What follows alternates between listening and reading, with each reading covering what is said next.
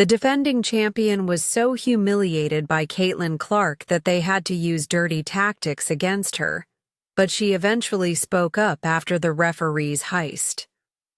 The opposition, a top 3 team in the league, started strong, but Caitlin Clark chose to respond with a tight defense. Now that the entire team is on Caitlin, all that matters is stopping the 3. But Caitlin provides the first assist. The opponents have a lot of movement, and Natasha Howard has a lot of defensive lapses. Stephanie White finally benched Dana Bonner from the starting lineup, but sadly, no Sophie Cunningham.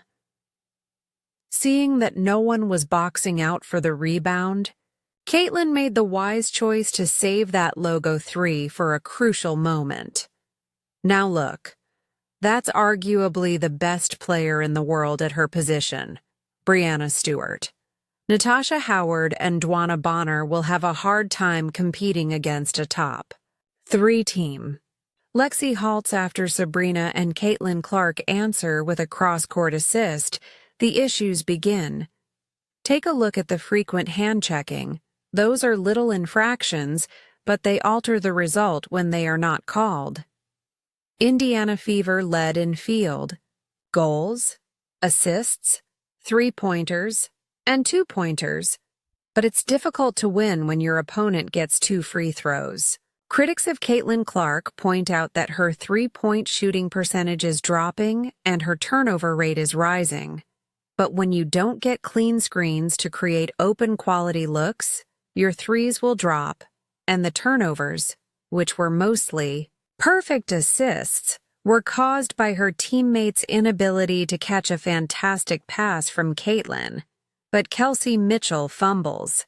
This time, Caitlin takes matters into her own hands because the 3rd and 4th defenders are completely outmatched.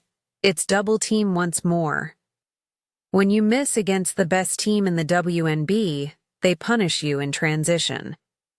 Caitlin drives left, and Liberty panics over the potential 3. She dishes the assist, but Aaliyah fails to secure it.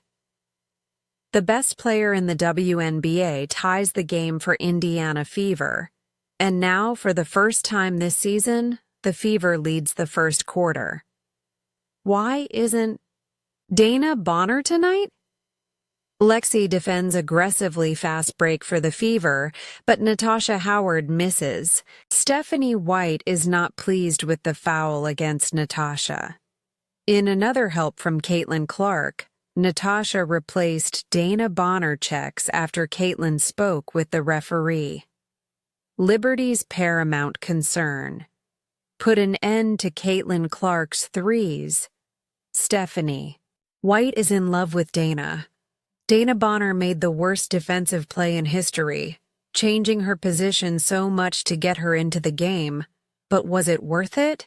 In actuality, she only had 2 more rebounds than Caitlin, who has a higher rebound average this season. Despite having 3 fantastic games, Kelsey's shot wasn't dropping today. Lexi scores after 3 games of flagrant no calls. Dana makes a mistake once more, and the referee finally calls the foul for Caitlin Clark.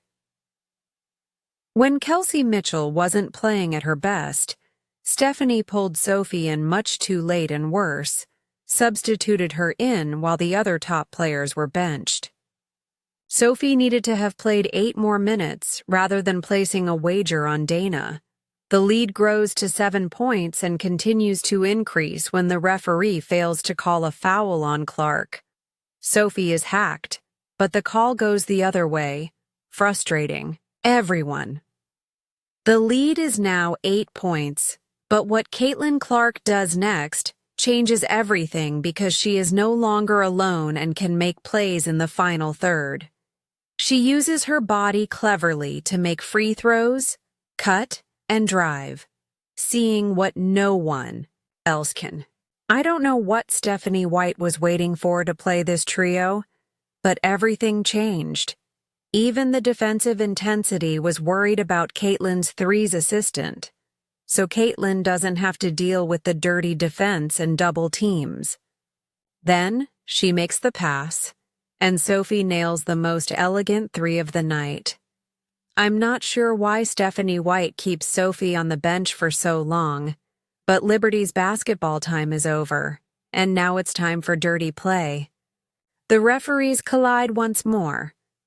Out of 10 fouls like this one committed on Caitlin Clark, the referees call one. Perhaps Sophie made the incorrect call. The game is tied, but Sophie responds, and the dirty play goes on. You can only trust Caitlin Clark at that time, even though Genuine Lexi is the NBA's most error-free player.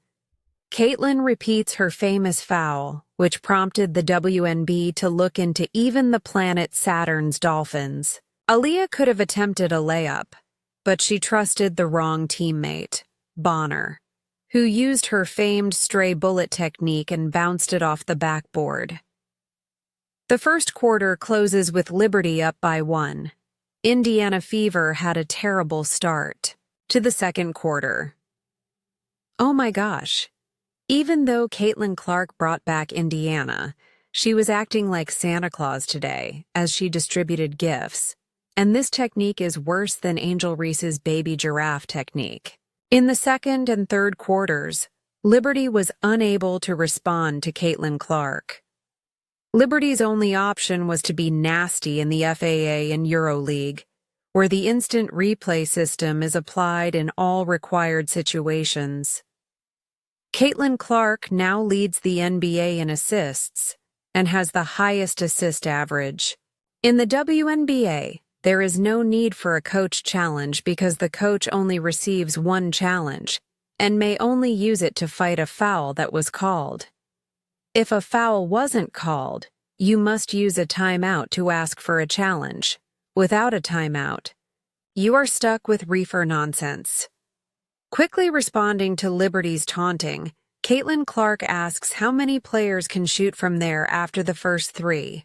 With a comfortable lead going into the fourth quarter, the Indiana Fever were in control thanks to ball movement from Sophie Cunningham and Caitlin Clark, and Caitlin finished the game as the game's top three-point scorer.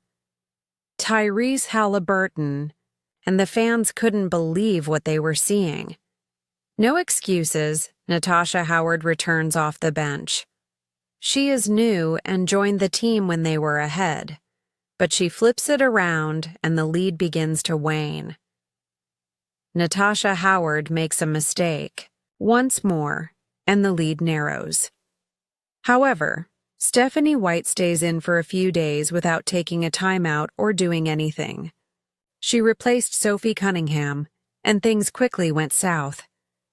Aaliyah loses the ball, and Kelsey is unable to make the shot.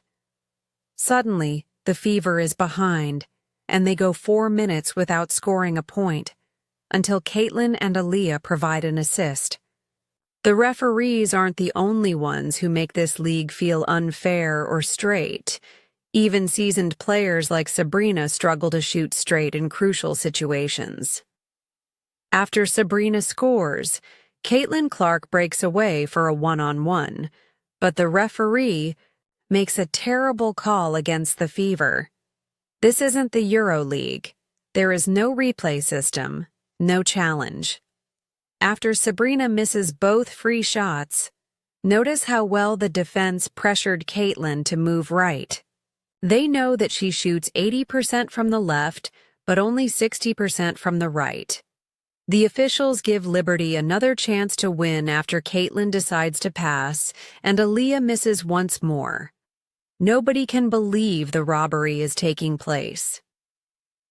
Caitlin makes a pass from another dimension tie game after forcing a right once more.